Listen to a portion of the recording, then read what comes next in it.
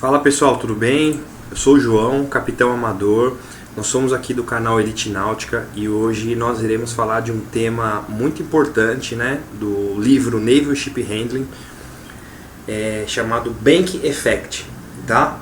O que é? Eu vou explicar exatamente o que ele faz esse efeito, o que o piloto do navio, o comandante do navio, né, quem está conduzindo o navio deve fazer, tá? E algumas questões aqui de prova, tá? São questões da prova de prático, né? Para uma prova de prático, na verdade, que foram retiradas aí de partes do livro, tá? Então o que eu fiz? Eu fiz um resumo do livro, o livro é em inglês, tá? Eu fiz uma tradução da parte em inglês, coloquei também a versão original e vamos lá, pessoal, vamos seguir em frente aí, beleza? Contem comigo. Eu só peço que vocês deixem um like aí, tá, no vídeo e compartilhem com outras pessoas para fazer o canal crescer e ajudar outras pessoas, beleza? Então vamos lá. O que é o Banking Effect, tá? Banking Effect, pessoal, nada mais é do que quando o navio ele está próximo a uma margem, o que acontece? A proa do navio ela tende a se repelir, tá? Porque cria uma pressão positiva, então ela repele. Por exemplo, vamos imaginar que o navio ele está seguindo uma margem com a margem à direita do navio, certo? Lado boreste do navio. A proa do navio ela vai repelir para bombordo e a popa ela vai atrair. Por quê? Porque cria uma pressão negativa na popa, tá? Então acaba tendo esse efeito sobre o navio, tá? Aí, pessoal, eu fiz aqui um resuminho, tá? Explicando, por exemplo, essa figura aqui, ó. Nessa figura, pessoal, que nós temos aqui, ó? Na parte de baixo aqui, ó. Eu coloquei em amarelo. Por exemplo, o navio está na margem direita, né? Sentido aqui, avante, seguindo aqui, né? A margem direita. A proa, percebe aqui, ó, em azul, ela tá positiva, que tá repelindo o navio. Eu coloquei até uma seta indicativa para cima, tá vendo? Repelindo o navio. E a popa ela foi retraída, por quê? Porque cria uma pressão negativa aqui na popa. O que a gente, né, deve fazer numa situação dessa daí, no navegador? Percebam que o leme está defletido para boreste, tá? Por quê? Porque a gente deve deixar o navio, isso aqui que é o que o livro está explicando, tá? A parte teórica. Deve deixar o navio assim com um leve caimento, deixar ele cair a bombordo mesmo, tá? A proa dele. Manter o RPM do navio, tá? Você mantém e deflete o leme a boreste. Por que você deve manter o RPM e a velocidade? Para justamente você não perder o controle do leme, tá? Então aqui tá a parte em inglês, tá? Que foi retirada da página 47 do livro lá. What if the ship gets too close to the bank, she starts the shears across the channel? É assim, o que acontece é que quando o navio ele começa a guinar transversalmente pelo canal. Esse guinar transversalmente a gente fala caranguejar, tá? Então ele tá andando como se fosse assim, na transversal. O que o livro indica lá? Do not reduce engine speed, ou seja, não reduza a velocidade do motor. Porque nesse momento o leme precisa ser mais eficaz ou possível, né? Aí ele dá continuidade na explicação no item 3. Em vez disso, deixa a proa cair alguns graus fora do rumo, né, atravessando o canal, enquanto mantém o ângulo de leme em direção ao banco mais próximo. Ou seja, se você está navegando na margem direita, você deflete o leme para boreste, beleza? E depois disso, você aumenta a velocidade do motor, para que o fluxo de água passando pelo leme aumente significativamente, beleza? Por quê? Para você ter mais controle de leme e a proa retornar, né, alinhar o navio retornando para a boreste, aí o navio vai alinhar novamente, beleza? Aí eu coloquei em vermelho aqui, né, que é importante, tá? O que acontece é um resumo. A proa cria uma força positiva que repele a proa da margem. A popa cria uma força negativa que atrai ela para a margem. Não diminuir a rotação para não perder o controle do leme, beleza? Um lembrete importante aí. Vamos lá, próximo slide. Esse slide aqui, pessoal, é uma pergunta, tá? Escrita em inglês, já com a versão traduzida em português. Por quê? Para a gente ir associando as palavras, né? e se acostumando, principalmente quem tem dificuldade em inglês. Então, a pergunta em inglês. According to the ship for the mariner, if the ship gets too close to the bank that she starts sheer across the channel, the correct procedure is. Então, o que a pergunta está falando? De acordo com o livro Ship Renner, né, se o navio chegar tão perto e começar a guinar transversalmente para o canal, o que deve fazer? Qual que é o correto? As alternativas, você analisando as 5 alternativas, a alternativa A, ele reduce engine speed, reduzir a velocidade do motor. Isso daqui é um erro que o navegador ele pode cometer. Ele sente lá o navio sendo puxado, né, a proa sendo puxada, muitas vezes ele pode, né, ficar assustado e querer desligar. Não, é errado. Então já cancela a alternativa A, descarta a alternativa A, alternativa B. A D, mantém a velocidade do motor. Porém, pessoal, ele coloca lá na frente, ó, mantém a velocidade do motor e deixa a proa cair alguns graus fora de rumo. Até aí tudo bem. Atravessando o canal enquanto mantém ângulo de leme para longe do banco mais próximo. Esse é o erro da alternativa C. Então não é para longe do ângulo mais próximo. Aqui está o erro. É para próximo ao banco mais próximo, à margem mais próxima, tá? Alternativa D. Let the head fall the few degrees of the course across the channel while maintaining some rudder angle toward the near bank and increase engine speed. Então, exatamente o que eu acabei de falar anteriormente no slide anterior. Deixa a proa cair alguns graus fora do rumo, atravessando o canal, enquanto mantém algum leme em direção ao banco mais próximo e aumente a velocidade do motor. Beleza, pessoal? Vamos prosseguir para a gente não perder tempo. Aqui, nesse slide também é uma explicação do que eu falei anteriormente, né? Que a proa cria uma pressão positiva, tá? E a polpa cria uma pressão negativa. Eu coloquei aqui, ó. Lembre-se também que o navio tende a se aproximar de uma margem devido ao aumento do fluxo de água e a consequência, a redução de pressão ao longo do lado mais próximo da margem. Ou seja, conforme a redução da pressão na proa, tá vendo? Na proa do navio, por isso que ela puxa, porque reduz a pressão, beleza, pessoal? Cria uma pressão negativa ali. Então atrai a proa, beleza? E esse aumento do fluxo de água, quando o navio está se aproximando da margem, acontece um aumento de fluxo de água através da proa. E isso acaba repelindo a proa. E esse aumento, consequentemente, né, na parte da polpa, ele vai atrair a polpa, beleza? É o que acontece, é mais um slide indicando, tá? Então, por essas razões explicadas por Bernoulli, o navio tende a mover-se lateralmente em direção à margem mais próxima, mesmo que o seu rumo seja paralelo a ela. Prosseguindo. Aqui, pessoal, nessa parte, tá na página 48, tá, do livro. Eu coloquei a parte em inglês já traduzida em português. Mas eu vou resumir para vocês aqui.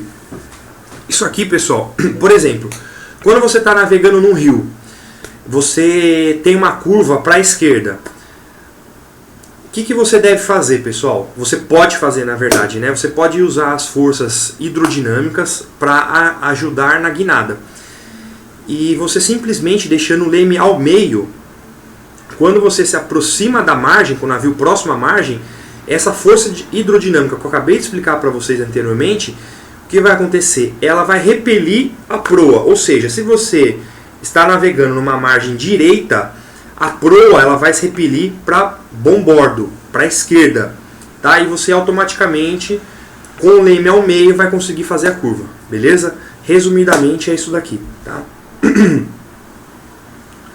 Então, até coloquei aqui, ó, ao fazer uma curva, uma margem pode ser colocada próximo o suficiente da aleta para fazer o navio guinar na direção da curva e assim permitir uma manobra que de outra forma ele não conseguiria executar, ou pelo menos não conseguiria executar na força e velocidade que é possível com o uso dessas forças. Vamos lá. Se o navio deve transitar pelo canal do Panamá, isso aqui é porque está num exemplo, tá? Ele citou o canal do Panamá. Ou por outra via navegável estreita, Por exemplo, na bacia amazônica, é muito comum isso daí, tá? Observe o indicador do ângulo de leme e a posição do navio. E você verá o navio fazendo muitas voltas, ou seja, as curvas, com o leme ao meio, beleza? É isso que ele está explicando no livro. Aí até está mostrando aqui um navio fazendo essa curva aí, beleza? Olha a inclinação do navio aí.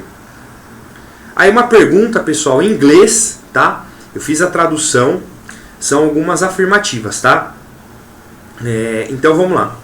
Eu vou ler para vocês aqui, tá? Pra gente pensar junto. Então, um navio navegando em um canal estreito tende a se mover para mais próximo ao banco devido ao aumento do fluxo de água. Até aí perfeito. E a resultante queda de pressão ao longo do bordo mais próximo do navio. Perfeito, pessoal, essa assertiva aqui, tá? Essa afirmativa. Por quê? Porque aumenta o fluxo de água, obviamente, e a resultante queda de pressão ao longo do bordo mais próximo. Qual que seria o bordo mais próximo do navio? Seria a popa, beleza? Então, isso que ele quer dizer. Então, a afirmativa 1 está correta. Afirmativa 2. Quando não estiver em situação roda-roda, um navio navegando ao longo de um canal estreito pode manter no centro do canal ou próximo ao banco. Porém, neste último caso, com a proa inclinada, aí ele comeu um pedacinho aqui, pessoal, está até na assertiva 2 aqui em inglês, ó. Ship navigation along narrow canal can maintain the position with the bow canted slightly towards the bank. Ou seja, ao longo de um canal com a proa inclinada para a margem, né? To the bank, para a margem. Enfim, o que ele está querendo dizer nessa assertiva aqui? Então vamos ler com calma novamente. Quando não estiver em situação roda-roda, o navio navegando em um canal estreito pode se manter no centro do canal. Ok. Ou próximo ao banco. Porém, neste último caso, ou seja, próximo ao banco, com a proa inclinada para a margem. Aí não, pessoal, porque se você inclinar para a proa, você vai fazer a curva. Você vai inclinar a proa para a margem? Não. Aí vai criar uma força e que vai guinar o navio para a margem. Você vai encalhar o navio, né? Então, nada a ver essa assertiva aqui, beleza? Assertiva 3. Um navio navegando ao longo de um canal estreito pode passar por diversas curvas do canal com um leme ao meio. Eu acabei de falar isso na slide anterior, então, correto. Então, a alternativa correta seria a letra C. 1 e 3, beleza? Vamos avançar aqui. Aí eu coloquei a mesma pergunta, tá? Só que traduzida em português, tá? Aqui, para vocês lerem, pode dar um print aí nessa questão. Aqui, pessoal, agora a gente vai falar sobre tipos de pás aí, tá? De leme. Nós temos, pessoal, um tipo de propulsor de passo variável, tá? Tem o convencional e passo variável. O que seria o convencional? O convencional, pessoal, é quando o sentido do giro da hélice do navio, quando o navio avante, é sentido horário. E o passo variável é quando ele faz a inclinação da pá da hélice. Então, assim, o navio ele mantém o giro dele horário. Quando ele for dar ré, ele mantém o sentido dele horário. Porém, quando ele muda a inclinação da pá, ele muda o passo, isso chama passo, ele consegue fazer essa inversão e o navio consegue dar ré sem inverter o giro, beleza? Resumidamente é isso daí que acontece. Então eu até coloquei aqui a tradução do livro. Quando reduzindo a velocidade de um navio equipado com hélice de passo variável, o fluxo de água passando pelo leme é significativamente perturbado, a menos que o passo seja reduzido muito gradualmente. Por que é significativamente perturbado? Porque chega uma hora, quando o passo está zero, quando ele faz a transformação, ele fica como se fosse uma parede ali, né? Avante ao leme. Então você perde governo do navio. Aí ele até fala aqui, ó, o efeito adverso sobre o governo é significativo. A hélice não pode ser colocada com segurança. Em passo zero, pode reduzir o avanço do navio, uma vez que isso interrompe completamente o fluxo de água necessário para o leme, beleza? Informação importante aí. Aí eu coloquei a mesma coisa aqui, tá? Um slide diferente para ajudar na memorização. Ó, o efeito adverso no governo do navio é significativo, quando o fluxo de água que passa pelo leme é significativamente perturbado, beleza? Aí, pessoal, essas 3 afirmativas aqui pra gente lembrar sempre, tá? Então vamos lá. As características de manobra de um navio que possua propulsor de passo variável são significativamente diferentes daquela com um navio de propulsor de passo fixo. Memorize isso aí. Então, passo variável, as características de manobra são significativamente diferentes, beleza? Do passo fixo. Um propulsor de passo variável com máquinas atrás é menos eficiente que um propulsor convencional, na mesma direção. Beleza? Memorize isso daí também. Um propulsor de passo variável normalmente gira a elevada RPM, mesmo quando o navio está parado em posição em frente ao berço a fim de atracar. Por esse motivo, deve tomar cuidado com as espias e com o rebocador operando junto à polpa do navio. Pessoal, isso aqui é muito importante, é uma dica. Ver um navio parado, ele pode apresentar perigo, beleza? Então, assim, se tem um cabo solto ali, ele pode enroscar aquele cabo, por quê? Porque a hélice ainda tá girando, mesmo ele parado, beleza? Isso num propulsor de passo variável, beleza? Então é sempre bom alertar ali as pessoas que estão próximas. Dica, se afasta, beleza? Só deixa quem está trabalhando ali mesmo, mas quem está trabalhando tem que ter esses cuidados aí, beleza? Lembra disso daí. Aqui, pessoal, eu coloquei também um slide importante aqui que eu achei do livro, tá? Uma parte importante. Um propulsor de passo variável, dando máquina ré, é menos eficaz que um propulsor convencional. Relembrando isso daí. Isso agrava os problemas de governo mencionados anteriormente, pois como mais difícil tirar o segmento de um navio equipado com um propulsor de passo variável, muitas vezes é necessário usar máquina ré por períodos mais longos para fazê-lo parar. Quando se aproxima de um berço, ecluso ou estação de prático, é portanto necessário começar a reduzir a velocidade de um navio equipado com esse tipo de hélice mais cedo do que seria necessário com hélice convencional e, em seguida, usar passo mínimo para governar em baixa velocidade, assim que o segmento for suficientemente reduzido. Então aqui as imagens dos trabalhadores, beleza?